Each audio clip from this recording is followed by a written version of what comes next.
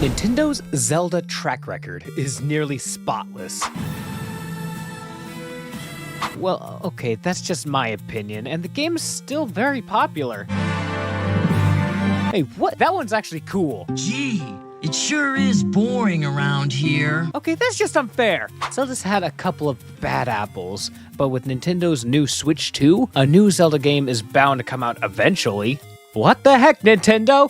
It's almost been an entire year since our last game. We're waiting!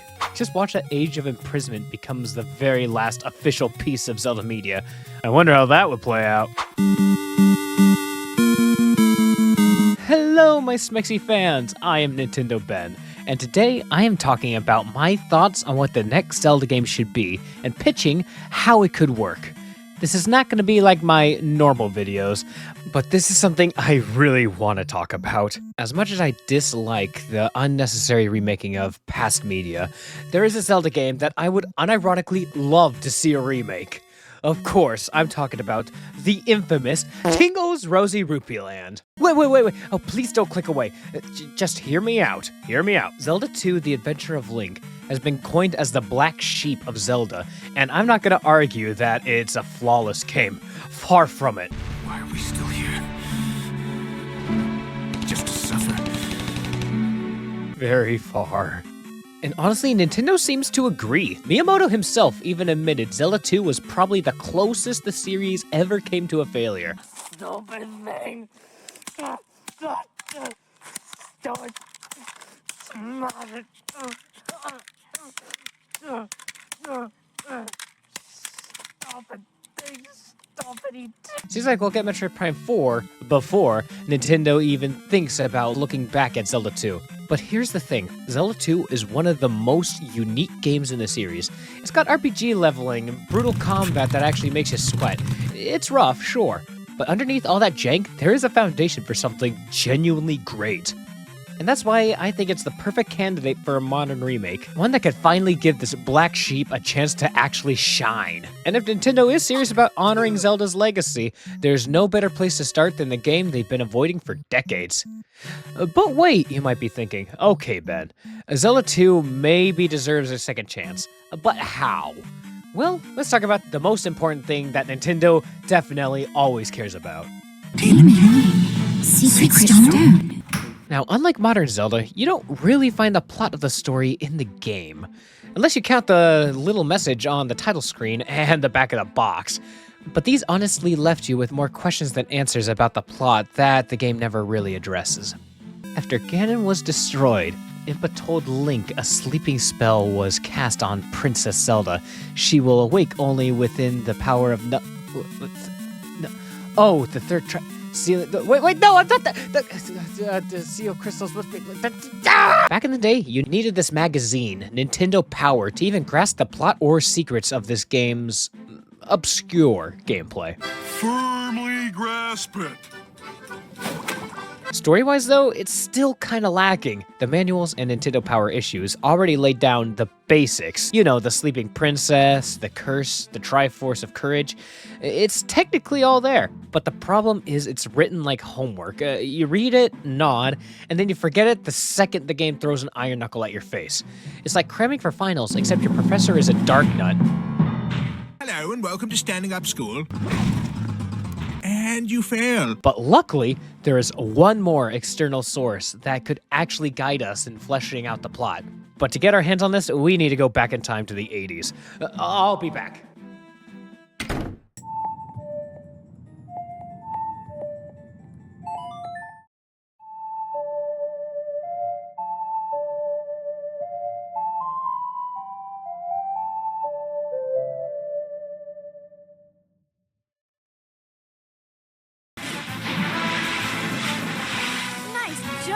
Hero. Hey, excuse me, princess. Oh gosh, no, not that!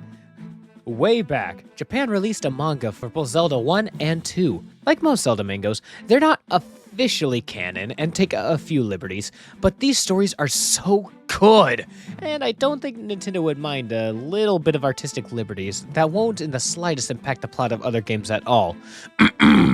So what does the manga actually do? Well, in broad strokes, it gives us exactly what Zelda 2 is missing. Actual characters, stakes, stakes, and motivations. Instead of just lore dumping, it humanizes the story. Link isn't just a random sword guy who happens to be chosen by fate. He's a kid wrestling with responsibility and why he actually deserves to be the hero, even when he already saved Hyrule before. Zelda isn't just a MacGuffin in a bed. She has presence. She motivates the journey. Not to mention she actually actively helps out Link in the quest, like in person. The villains aren't just blobs of pixels. They feel like actual threats. Instead of Link just goes and stabs everyone across Hyrule because the title screen says so, we get a clear sense of what he's actually fighting for. Seriously, if Zelda 2 ever gets remade, this manga here is the missing puzzle piece. Experience shows this is the safest place. It would be how you take the black sheep and make it feel like a legend again. So that's the story side of things, a surprisingly ambitious narrative for such an early game, and one that the manga really helps flesh out. But what made Adventure of Link stand out wasn't really its story. No kidding! Like I said, most of the stuff the average person would have access to doesn't really touch up on the details that much. It was how different the gameplay was compared to the original. Instead of just simply expanding on the first Zelda, this one took some huge risks, experimenting with side-scrolling combat, RPG-style progression, and a completely new way of exploring Hyrule. Let's break those down one by one.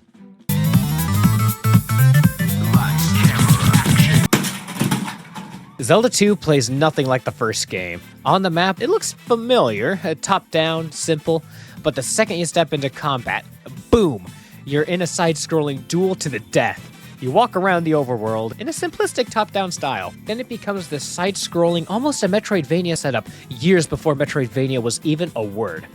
It's a cool concept that still kinda holds up, but if Nintendo were to remake this, they need to modernize it without losing its bite. The combat is simple at first glance. Stab, crouch stab, maybe jump stab if you're feeling a little fancy. Go to sleep, go to sleep, go to sleep. But here's the thing, enemies in Zelda 2 are not pushovers. Every Dark Nut feels like an actual duel. They're blocking high, blocking low, and you're just praying you don't whiff your one good hit.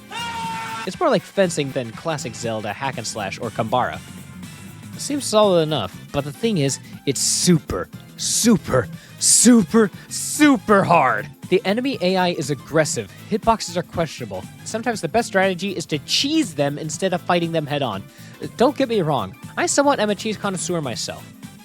But a remake could smooth this out without dumbing it down. Like other side-scrollers, there would be a tighter hit detection, so when you land a strike, it actually feels earned. Smarter enemy design, where they don't just spam up and down attacks, but have distinct tells, counters, and weaknesses, and just better feedback overall. When you block, the shield clank should feel satisfying. When you hit, enemies should stagger more instead of just shrugging it off. And that's just to name a couple of ideas. Imagine Zelda 2 combat with that kind of polished, still skill-based, still nerve-wracking, but fair. Instead of feeling like you're fighting the controller, you'd feel like you're actually fighting the enemy. That's the kind of remake glow-up this game deserves. Combat isn't the only rough spot, though. Exploration also had some quirks that could use a serious tune-up. One of the most important features of the Zelda franchise is the actual adventure you go on. The first problem is something everybody who has played the game has experienced at least a billion times. The overworld is pretty plain. A remake could make landmarks actually distinct and memorable, so you don't feel like you're wandering a blank board game map. But right now it's uglier than my friend's face reveal video. Forest should look like forest, and mountain should feel imposing, that kind of thing. But wait, there's more! Exploration doesn't get much better once you step into towns either. Even when you finally reach civilization, it doesn't feel alive. People only say 2 sentences to you at most, and they don't really have any substance to what they have to say at all. But here's the thing. The towns could be so much more. Give every area its own vibe, its own local flavor. They already have slight differences, but a visual and design upscale could do wonders compared to the original. Nice. And the people there? They don't need to give you paragraphs of dialogue every time you talk to them, but at least make them feel human.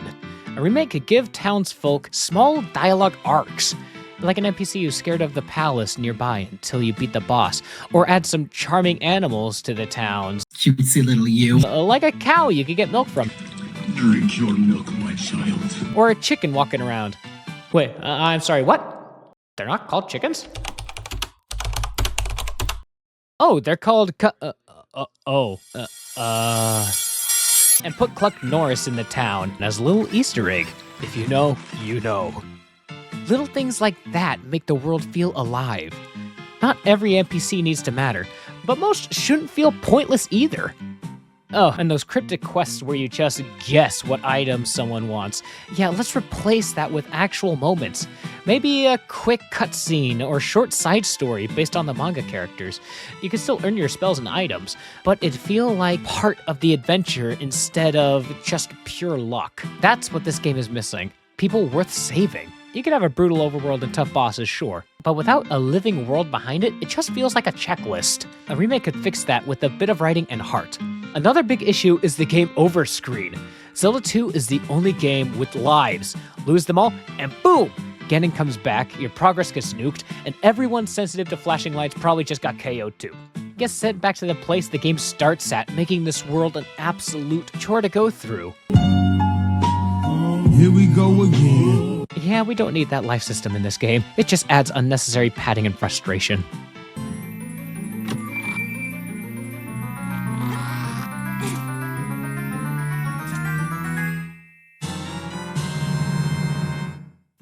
Speaking of unnecessary difficulty, the leveling system exists. It's cool on paper, but it also kind of feels like Zelda woke up one morning and went, you know what, I'm tired of being an adventure game. Today, I'm an RPG.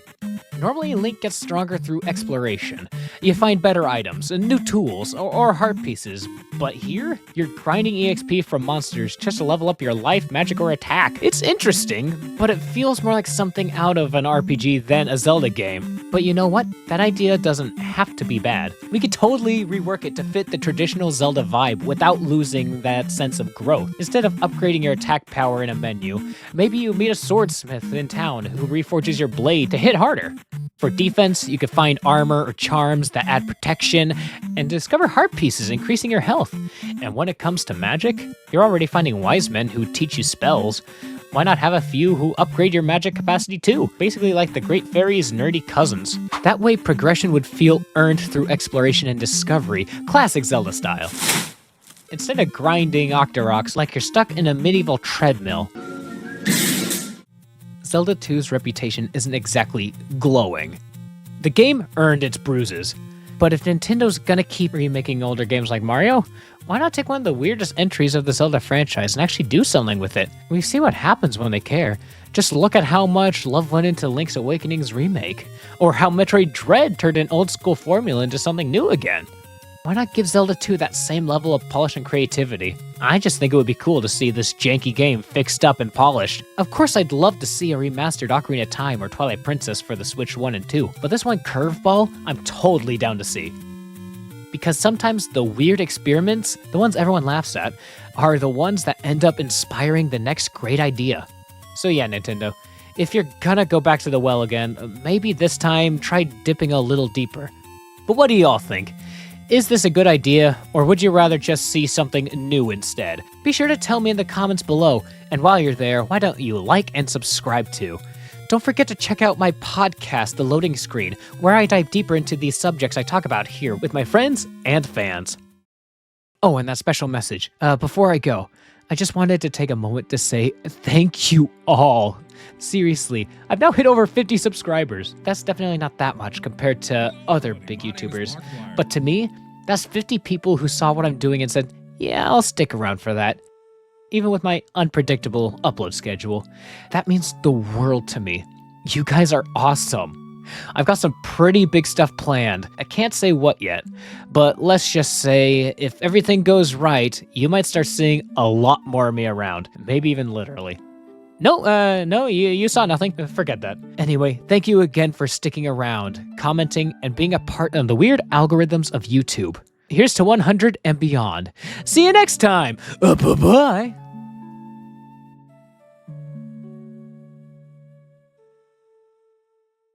When it comes to Nintendo, yeah, I'm a shill. Mayonnaise on an escalator! It's the way I'm standing!